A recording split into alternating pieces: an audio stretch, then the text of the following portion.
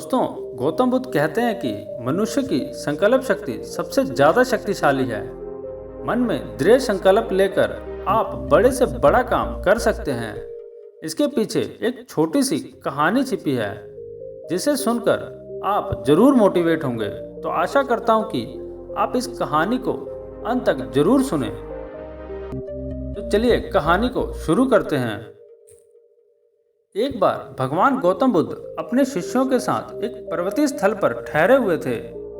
शिष्यों के साथ गौतम बुद्ध शाम के समय भ्रमण करने के लिए निकले।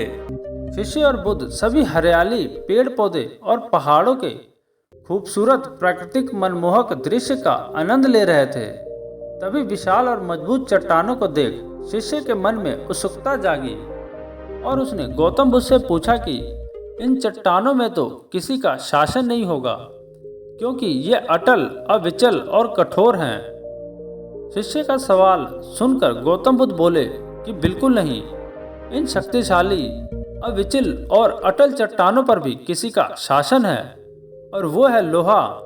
लोहे के प्रहार से इस चट्टानों के टुकड़े टुकड़े हो जाते हैं। ये सुनकर शिष्य ने कहा, तब तो लोहा सर्वशक्तिशाली हुआ। गौतम बुद्ध मुस्कुराते हुए बोले कि नहीं, लोहा भी सर्वशक्तिमान नहीं है, क्योंकि अग्नि अपने ताप से लोहे को पिघला सकती है और इसका रूप परिवर्तित कर सकती है। शिष्य गौतम बुद्ध को धैर्यपूर्वक सुन रहा था।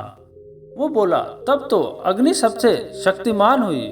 बुद्ध ने फिर से वैसा ही उत्तर दिया।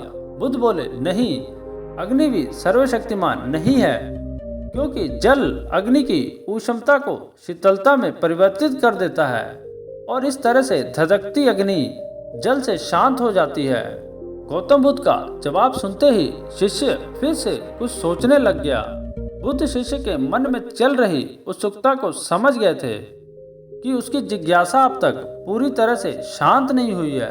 अब शिष्य फिर कोई सवाल करता, इससे पहले गौतम बुद्ध ने उत्तर दिया कि वायु का, क्योंकि वायु का वेग जल की दिशा को बदल देता है। शिष्य कुछ कहता, इससे पहले गौतम बुद्ध ने कहा कि अब तुम कहोगे कि तब तो वायु सबसे शक्तिशाली है, लेकिन नहीं, वायु भी सबसे शक्तिशाली नहीं है। इस संसार में सर्वशक्तिशाली है मनुष्य की संकल्प शक्ति, क्योंकि इसे पृथ्वी, जल, वायु, अग्नि आदि सभी को नियंत्रित किया जा सकता है। इसलिए व्यक्ति को अपने भीतर की संकल्प शक्ति का विकास करने की आवश्यकता है, क्योंकि जीवन में कोई भी महत्वपूर्ण कार्य बिना संकल्प शक्ति के असंभव है। तो दोस्तों, हमें इस कहानी से ये सीख मिलती है कि अगर हम सफलता के साथ उन्नति पाना चाहते हैं तो इसके लिए हमें हमारी संकल्प शक्ति को मजबूत करना होगा। किसी काम के लिए संकल्प करें तो उसे पूरा करने तक आराम नहीं करना चाहिए।